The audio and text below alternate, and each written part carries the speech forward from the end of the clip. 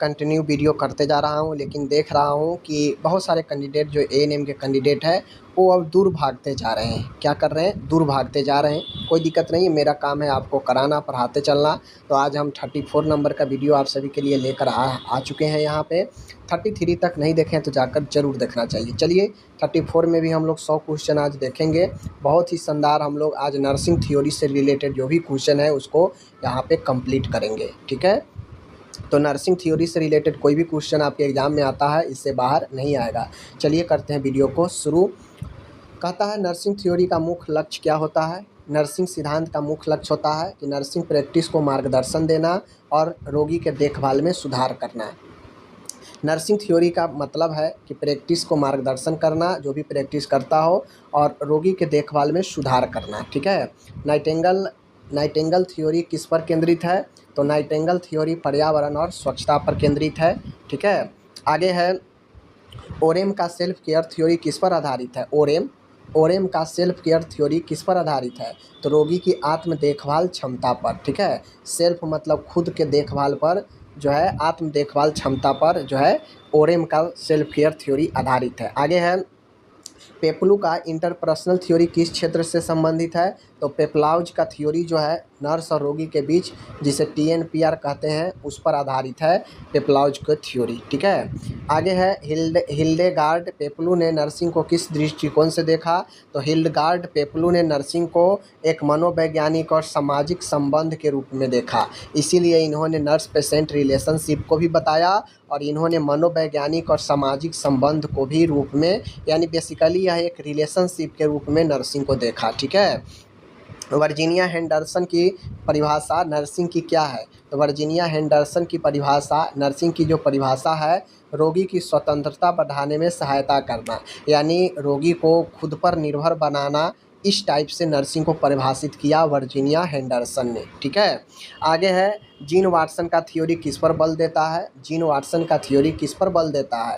तो केयरिंग और मानवीय संबंधों पर, केयरिंग देखभाल और मानवीय संबंधों पर जो है बल देता है। अब देखिए, जब तक आप वीडियो को 2 बार नहीं देखेंगे, एक बार सुबह एक बार शाम, दिन में 2 बार वीडियो को नहीं देखेंगे, तो आप ये कैसे मान लेते हैं कि आपको एक बार देखने से 100 क्वेश्चन एकदम याद हो जाएगा? नहीं याद होगा, 50 भी नहीं याद होगा। जब तक आप 2 बार नहीं देखेंगे, एक बार देखने से कुछ नहीं होने वाला है। इसीलिए मैं कहता हूँ और दिन में एक बार वीडियो देता हूँ कि सुबह भी देखें, शाम में भी देखें। और मैं ऐसा पढ़ाता हूँ ना, हो सकता है बहुत लोगों को पसंद नहीं आएगा ये पढ़ाई, लेकिन ये जेन्युइन पढ़ाई है। एमसीक्यू ऑब्जेक्टिव दे देकर आदत लगी हुई है कि सामने अगर आएगा तो बताएंगे, नहीं आएगा तो मुंह जो है देखते रह जाएंगे। तो वैसा नहीं होता है। नॉलेज का मतलब होता है बस क्वेश्चन आपको बताए और आप उसका आंसर दे दे, ऐसा होना चाहिए। ठीक है, जीन वाटसन का थ्योरी किस पर बल देता है? केयर और मानवीय संबंधों पर देता है। आगे है यहाँ पे मेडेलिन लेनिंगर का सांस्कृतिक देखभाल किस सिद्धांत क्या होता है? तो सांस्कृतिक प्रभावों के अनुसार देखभाल आवश्यक है। बेसिकली मेडेलिन लेनिंगर का जो सिद्धांत है वह कल्चर बेस्ड है, कल्चर केयर बेस्ड है। इसको ध्यान में रखिएगा। देखभाल सांस्कृतिक अनुसार होनी चाहिए। आगे है रॉय अनुकूल मॉडल, रॉय एडॉप्शन मॉडल क्या कहता है? तो रॉय एडॉप्शन मॉडल कहता है कि व्यक्ति अनुकूल प्राणी है और पर्यावरण के साथ समायोजित होता है, इसीलिए इसे एडॉप्शन कहा गया है कि यह जो है पर्यावरण के अनुकूलित समायोजित हो जाता है। Roy adoption model. ओके, आगे है ओरेम के अनुसार आत्म देखभाल में असमर्थता पर क्या करनी चाहिए? तो ओरेम के अनुसार आत्म देखभाल में असमर्थ अगर हो तो क्या करना चाहिए? तो नर्स को आत्म देखभाल की सहायता प्रदान करनी चाहिए। सबसे पहले आपको मैंने ऊपर बताया कि ओरम का जो नर्सिंग सिद्धांत है सेल्फ केयर पर आधारित है, आत्म देखभाल से रिलेटेड है। अब जब कोई आत्म देखभाल खुद के देखभाल करने में असमर्थ हो तो नर्स जो है उसको देखभाल करेगी। ठीक है, आगे है यहाँ पे हेडरसन ने कुल कितनी मूलभूत आवश्यकताएं बताई? तो हेडरसन का जो थ्योरी है उसमें उन्होंने 14 आवश्यकताओं को जिक्र किया। तो ये भी क्वेश्चन पूछा गया था आपकी बार स्टाफ नर्स में, हेडरसन का कितने आवश्यकताएं हैं? तो इसका पूरा नाम वर्जीनिया हेंडरसन है, जिनका 14 आवश्यकता जिन्होंने बताया। ठीक है, वाटसन के थ्योरी में, जीन वाटसन के थ्योरी में कैरेटिव फैक्टर्स क्या होते हैं? तो कैरेटिव फैक्टर देखभाल के मानवीय पहलू जो उपचार को बढ़ाते हैं। तो वाटसन के थ्योरी में कैरेटिव फैक्टर जो होते हैं यह देखभाल के मानवीय पहलू के उपचार को बढ़ाते हैं। ठीक है। किंग की थ्योरी का केंद्र क्या है? किंग अभी ऊपर देखे ना आप लोग, किंग का थ्योरी का केंद्र है लक्ष्य प्राप्ति और communication, achieve goal and communication. यह किंग थ्योरी का सेंटर माना जाता है, लक्ष्य की प्राप्ति और कम्युनिकेशन। ठीक है। लेबविथ थ्योरी किसने प्रतिपादित किया? लेबविथ थ्योरी किसने प्रतिपादित किया?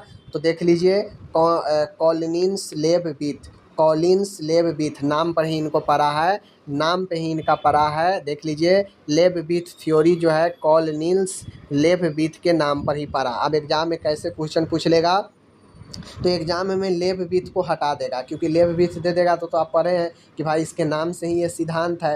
तो लेबविथ हटाकर सिर्फ कॉलिन्स पूछ देगा कि कॉलिन्स का जो है सिद्धांत इनमें से कौन सा है, तो आपको याद रखना है लेबविथ। न्यूमैन का सिस्टम मॉडल क्या दर्शाता है? तो न्यूमैन का सिस्टम मॉडल क्या दर्शाता है? तो व्यक्ति को एक खुली प्राणी के रूप में जो तनाव से निपटता हो, यह न्यूमैन का सिस्टम मॉडल है। न्यूमैन का सिस्टम मॉडल कहता है कि व्यक्ति को एक खुली प्राणी के रूप में जो तनाव से निपटता हो, यही जो है न्यूमैन का सिस्टम मॉडल है। आगे है, फ्राउली का नर्सिंग सिद्धांत किस पर आधारित है? तो फ्राउली जो है वह स्वास्थ्य हेल्थ कंजर्वेशन यानी स्वास्थ्य संरक्षण पर आधारित है, फ्राउली का नर्सिंग सिद्धांत। ठीक है। मरेई का मॉडल किस अवधारणा पर आधारित है? मेराई का मॉडल। तो मेराई का मॉडल जो है स्वास्थ्य को सामाजिक और पारिवारिक दृष्टिकोण से देखना। तो मेराई का मॉडल जो है स्वास्थ्य को सामाजिक और पारिवारिक दृष्टिकोण से देखना, यानी हेल्थ को सामाजिक और पारिवारिक दृष्टिकोण से देखना, यह मेराई का अपना मॉडल है। ओके। आगे है, एडोल्फो की नर्सिंग थ्योरी किस विषय से संबंधित है? तो एडोल्फो की नर्सिंग थ्योरी पर्यावरण और सामुदायिक स्वास्थ्य से रिलेटेड है। एडोल्फ की नर्सिंग थ्योरी जो है पर्यावरण और सामुदायिक स्वास्थ्य से संबंधित है, इसको ध्यान में रखना है। आगे है, हॉल की नर्सिंग थ्योरी का मुख्य बिंदु क्या है? तो हॉल की नर्सिंग थ्योरी का मुख्य बिंदु है नर्सिंग शिक्षा और व्यवहार। हॉल का नर्सिंग थ्योरी का मुख्य बिंदु है नर्सिंग शिक्षा और व्यवहार, नर्सिंग एजुकेशन एंड बिहेवियर, यह हॉल की नर्सिंग थ्योरी है। ओके। आगे क्वेश्चन है यहाँ पे, नगरी और देख लीजिए, नगरी और हेइडेक की थ्योरी किस पर आधारित है? तो नगरी और हेइडेक के थ्योरी रोगी के सामाजिक परिवेश पर आधारित है, रोगी के सामाजिक परिवेश पर आधारित है, नगरी और हेइडेक के थ्योरी पर आधारित है। ठीक है। आगे है, किस नर्सिंग सिद्धांत में एडजस्टमेंट की अवधारणा है? तो एडजस्टमेंट की जो अवधारणा है वह रॉय अनुकूल मॉडल है, क्योंकि इसमें लोग अपने अनुकूल जो है पर्यावरण को एडॉप्ट करते हैं, तो कहीं ना कहीं वो एडजस्टमेंट के थ्रू ही करते हैं। समझ गए ना। आगे है, किस सिद्धांत में पर्यावरण दबाव इन्वायरमेंटल स्ट्रेसर्स शामिल है? तो न्यूमैन का सिस्टम मॉडल पर्यावरण दबाव शामिल है। ठीक है ना। न्यूमैन का सिस्टम मॉडल में पर्यावरण दबाव शामिल है, याद रखिएगा। किस थ्योरी में व्यक्ति को एक समेकित प्रणाली माना जाता है? तो एक समेकित प्रणाली रॉय अनुकूल मॉडल में, रॉय अनुकूल मॉडल में व्यक्ति को एक समेकित प्रणाली माना जाता है। ठीक है। किस थ्योरी में मानव को सामाजिक प्रणाली माना गया है? तो किस थ्योरी में? तो पेप्लू का इंटरपर्सनल थ्योरी में जो है मानव को सामाजिक प्राणी माना गया है, इसको ध्यान में रखना है। और पेप्लू ने ही नर्स मरीज रोगी के संबंध को दिया था। कौन सा सिद्धांत नर्स और रोगी के बीच संबंध पर जोर देता है? पेप्लू का इंटरपर्सनल थ्योरी, इसको भी याद रखिएगा। कौन सा थ्योरी भावनात्मक पहलुओं पर बल देता है? तो इमोशनली पहलुओं पर बल कौन देता है? जीन वाटसन का देखभाल, यह इमोशनली पहलुओं पर बल देता है, याद रखिएगा। कौन सा सिद्धांत प्रतिरक्षा और रक्षा तंत्र से संबंधित है? तो न्यूमैन का सिस्टम जो है प्रतिरक्षा और रक्षा तंत्र से संबंधित है, इसको ध्यान में रखिए। ठीक है। जो भी क्वेश्चन इस प्रकार से पढ़ाते हैं, 2 बार अगर आप ध्यान नहीं देंगे तो समझ लीजिए कि आपकी बस की बात चीज़ें नहीं है, फिर आप काम कीजिए, आपसे पढ़ाई की चीज़ें नहीं होने वाली है, क्योंकि जब तक आप किसी चीज़ को बार बार आप नहीं देखते हैं वो आपके दिमाग में बैठने की चीज़ नहीं है। आगे है, किस थ्योरी में स्वास्थ्य और रोग एक निरंतर प्रक्रिया मानी जाती है? तो रॉय अनुकूल मॉडल में स्वास्थ्य और रोग को एक निरंतर प्रक्रिया मानी जाती है। किस सिद्धांत को हॉलिस्टिक केयर से जोड़ा गया है? तो जीन वाटसन का थ्योरी को हॉलिस्टिक केयर, जिसे संपूर्ण देखभाल कहते हैं, या जीन वाटसन के थ्योरी से संबंधित है। किस थ्योरी में देखभालकर्ता केयर गिवर की भूमिका लक्षित होती है? तो ओरल का सेल्फ केयर में जो देखभाल होता है वह लक्षित होता है पहले से। ओके, आगे है, किस सिद्धांत में रोगी की अनुकूली प्रतिक्रिया महत्वपूर्ण है? तो रोय अनुकूल मॉडल, अनुकूली प्रतिक्रिया अनुकूल से ही संबंधित होगा।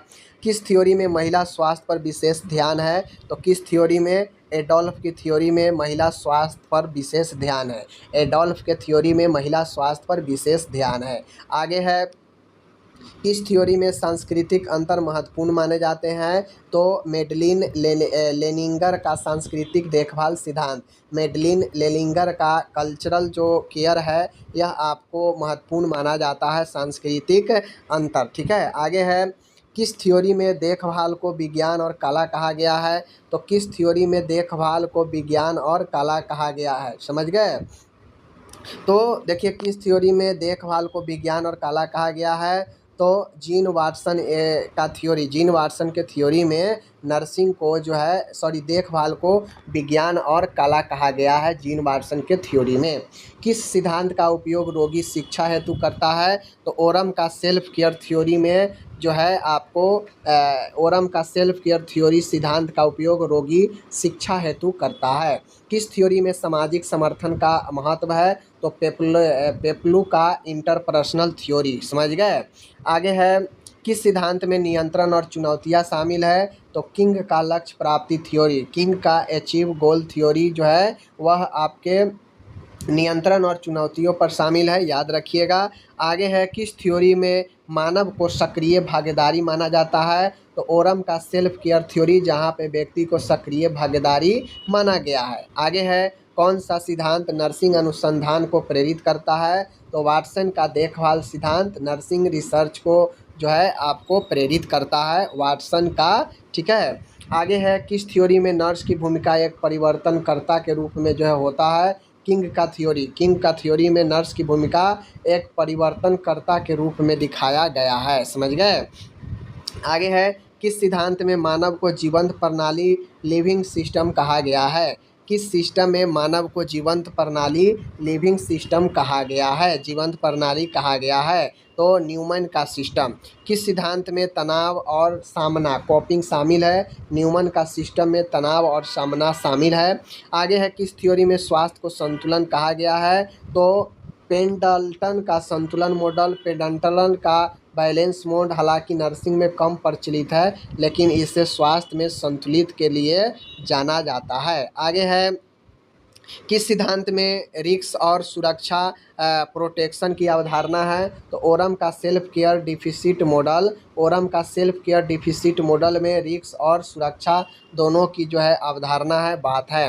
किस थ्योरी में बदलते के समय के साथ अनुकूल की बात होती है? तो रोय अनुकूल मॉडल, जहाँ भी अनुकूल आ जाए वो अनुकूल मॉडल से ही रिलेटेड होगा। आगे है, किस सिद्धांत को क्रिटिकल थ्योरी की श्रेणी में रखा जाता है? तो फ्रीडमैन और मैकगिल का आलोचनात्मक नर्सिंग सिद्धांत, किस सिद्धांत को क्रिटिकल थ्योरी की श्रेणी में रखा जाता है? तो फ्रीडमैन और मैकगिल का आलोचनात्मक नर्सिंग सिद्धांत को रखा जाता है। आगे है यहाँ पे आप सभी के बीच में देख सकते हैं, किस सिद्धांत में सामुदायिक स्वास्थ्य पर बल है? किस सिद्धांत में सामुदायिक स्वास्थ्य पर बल है? तो एडोल्फ की थ्योरी, और पता है एडोल्फ की थ्योरी महिलाओं के स्वास्थ्य पर भी ज़्यादा बल देता है, यह कम्युनिटी पर भी बल देता है। किस सिद्धांत में ट्रांजैक्शन महत्वपूर्ण है, प्रसंस्करण महत्वपूर्ण है? किंग का इंटरपर्सनल थ्योरी जो है आपके प्रसंस्करण ट्रांजैक्शन जो है महत्वपूर्ण है। किस सिद्धांत में भावनात्मक सहानुभूति का महत्व है? तो आपको मैंने पहले ही बता रखा है कि वाटसन का देखभाल में इमोशनल चीज़ें को महत्व है, भावनात्मक सहानुभूति का महत्व है। किस सिद्धांत में रोगी के विश्वास को महत्व दिया जाता है? तो पेप्लू का इंटरपर्सनल थ्योरी जो है, पेप्लू का इंटरपर्सनल थ्योरी यह विश्वास को महत्व देता है। आगे है, किस थ्योरी में मानव संबंधों का अध्ययन केंद्रित है? तो पेप्लू का इंटरपर्सनल थ्योरी जो है आपको मानव के संबंधों का अध्ययन है। आगे है कि देखिए संबंध वाला ज़्यादातर जो है पेपलू का ही है, चाहे मरीज नर्स का संबंध हो, चाहे मरीज को पर्यावरण के साथ संबंध बनाना हो, या फिर व्यक्ति को पर्यावरण के साथ संबंध बनाना हो, ये सब पेपलूज के थ्योरी के अंदर ही आता है। ठीक है, आगे है नाइटिंगेल का सिद्धांत जो है, किस सिद्धांत में पर्यावरणीय नियंत्रण की अवधारणा है। तो नाइटिंगेल जो है, नाइटिंगेल का थ्योरी पूर्णतः पर्यावरण पर आधारित है। किस थ्योरी में नर्स रोगी के जीवन चक्र पर ध्यान देती है। किस थ्योरी में नर्स रोगी के जीवन चक्र पर ध्यान देती है। तो किंग का लक्ष्य प्राप्ति थ्योरी जो है वह नर्स रोगी के जीवन चक्र पर ध्यान देती है। आगे है किस सिद्धांत में जीवन शैली और व्यवहार शामिल है। तो ओरम का सेल्फ केयर थ्योरी, ओरम के सेल्फ केयर थ्योरी में जीवन शैली और व्यवहार शामिल है। आगे है किस थ्योरी में देखभाल की नैतिकता एथिक्स महत्वपूर्ण है। तो जीन वाटसन देखभाल में जो है नैतिक एथिक्स महत्वपूर्ण माना गया है, जीन वाटसन देखभाल में। आगे है यहाँ पे किस सिद्धांत में स्वास्थ्य स्थिरता पर विचार किया गया है। तो स्वास्थ्य स्थिरता पर विचार जो किया गया है वह है न्यूमैन का सिस्टम मॉडल। आगे है किस सिद्धांत में सुधार, देख लीजिए किस सिद्धांत में सुधार रिहैबिलिटेशन दृष्टिकोण है। तो किस सिद्धांत में रिहैबिलिटेशन दृष्टिकोण है। ओरम का सेल्फ केयर में। आगे है किस सिद्धांत में मानव चेतना कॉन्शियस का महत्व है। मरई का स्वास्थ्य मॉडल में चेतना का महत्व है, इसको ध्यान में रखिएगा। किस थ्योरी में मानव को आध्यात्मिक दृष्टिकोण से देखा गया है, यानी किस थ्योरी में मानव को आध्यात्मिक दृष्टिकोण से देखा गया है। तो वाटसन का देखभाल में मानव को पूर्व के जो दृष्टिकोण है उसके हिसाब से आध्यात्मिक रूप से देखा गया है। आगे है यहाँ पे देख सकते हैं किस सिद्धांत में समय को एक घटक माना गया है। तो किस सिद्धांत में समय को एक घटक माना गया है। तो न्यूमन का सिस्टम मॉडल में समय को एक घटक माना गया है। किस सिद्धांत में संबंध और संवाद आवश्यक माने गए हैं। तो किंग का इंटरपर्सनल थ्योरी में संबंध और संवाद आवश्यक माने गए हैं। आगे है किस थ्योरी में नर्स को एक मार्गदर्शक फैसिलिटेटर माना गया है। तो ओरम का सेल्फ केयर थ्योरी में नर्स को एक मार्गदर्शक के रूप में देखा जाता है। किस सिद्धांत में स्वास्थ्य शिक्षा की भूमिका होती है। तो किस सिद्धांत में स्वास्थ्य शिक्षा की भूमिका होती है। तो ओरम का सेल्फ केयर में जो है स्वास्थ्य शिक्षा की भूमिका होती है, ध्यान में रखना है। आगे है किस थ्योरी में अपेक्षित और गैर अपेक्षित घटनाओं पर ध्यान है। तो न्यूमैन का सिस्टम मॉडल में अपेक्षित और गैर अपेक्षित दोनों घटनाओं पर ध्यान है। किस सिद्धांत में आत्मशक्तिकरण एम्पावरमेंट शामिल है। किस सिद्धांत में आत्मशक्तिकरण शामिल है, एम्पावरमेंट शामिल है। तो ओरम का सेल्फ केयर में एम्पावरमेंट शामिल है। किस सिद्धांत में नर्सिंग को एक कलात्मक विज्ञान माना गया है। तो अभी ऊपर मैंने बताया जीन वाटसन का थ्योरी में नर्सिंग को एक कलात्मक विज्ञान माना गया है, यानी कला और विज्ञान माना गया है। किस सिद्धांत में देखभाल को एक चिकित्सीय प्रक्रिया माना गया है। मतलब किस सिद्धांत में देखभाल केयर को एक चिकित्सीय प्रक्रिया माना गया है। तो वाटसन की देखभाल में। ठीक है, आगे है किस थ्योरी में रोगी को समग्र रूप से देखा जाता है। किस थ्योरी में रोगी को समग्र रूप से देखा जाता है। तो जीन वाटसन के थ्योरी में जो है रोगी को समग्र रूप से देखा जाता है। आगे है किस सिद्धांत में रासायनिक और मनोवैज्ञानिक स्वास्थ्य को शामिल किया गया है। तो किस सिद्धांत में सामाजिक और मनोवैज्ञानिक स्वास्थ्य को शामिल किया गया है। तो पेपलू का थ्योरी में, देखिए पेपलू का थ्योरी में सामाजिक और मनोवैज्ञानिक दोनों तरह के स्वास्थ्य को शामिल किया गया है। आगे है किस सिद्धांत में पर्यावरणीय स्वास्थ्य पर जोर है। तो नाइटिंगेल के सिद्धांत पर। किस सिद्धांत में नर्स की भूमिका शिक्षण और मार्गदर्शन की है। तो ओरम का सेल्फ केयर में नर्स की भूमिका को शिक्षण और मार्गदर्शन के रूप में बताया गया है। आगे है किस सिद्धांत में मानव को समग्र प्रणाली माना गया है। तो रोय अनुकूल मॉडल में जो मनुष्य है उसको समग्र प्रणाली माना गया है। आगे है किस सिद्धांत में देखभाल में सहानुभूति की महत्ता है। तो वाटसन की थ्योरी। किस सिद्धांत में देखभाल में सहानुभूति की महत्ता है, तो वाटसन का थ्योरी। वाटसन का थ्योरी जो है यह आपका सहानुभूति के महत्ता को रखता है। किस सिद्धांत में रोगी और नर्स के बीच संबंध को चिकित्सा प्रक्रिया माना गया है, तो पेपलू की थ्योरी में नर्स और रोगी के बीच जो संबंध है उसे चिकित्सीय प्रक्रिया माना गया है। किस सिद्धांत में रोगी की आत्मनिर्भर बनने पर जोर देता है, तो ओरम का सेल्फ केयर यह आत्मनिर्भर बनने पर जोर देता है। किस सिद्धांत में मानव को एक सामाजिक प्राणी माना गया है, तो पेपलू का थ्योरी में मानव को एक सामाजिक प्राणी माना गया है। आगे है किस सिद्धांत में नर्स की भूमिका एक सलाहकार के रूप में होता है, तो ओरम का सेल्फ केयर जो है उसमें नर्स की भूमिका एक सलाहकार के रूप में होता है। आगे है किस सिद्धांत में रोगी की देखभाल के लिए सांस्कृतिक समझ जरूरी है, कहता है कि किस सिद्धांत में रोगी के देखभाल के लिए सांस्कृतिक चीज़ों को समझ जरूरी है, तो लेलिंगर का सांस्कृतिक देखभाल। लेलिंगर का कल्चर जो सिद्धांत है यह रोगी के देखभाल के लिए बताता है कि आपको सांस्कृतिक समझ होना जरूरी है। आगे है किस सिद्धांत में देखभाल को मनोवैज्ञानिक आधार कहा देखा गया, किस सिद्धांत में केयर को मनोवैज्ञानिक आधार पर देखा गया, तो वाटसन का जो थ्योरी है इसे वैज्ञानिक आधार पर देखा गया, वाटसन का थ्योरी।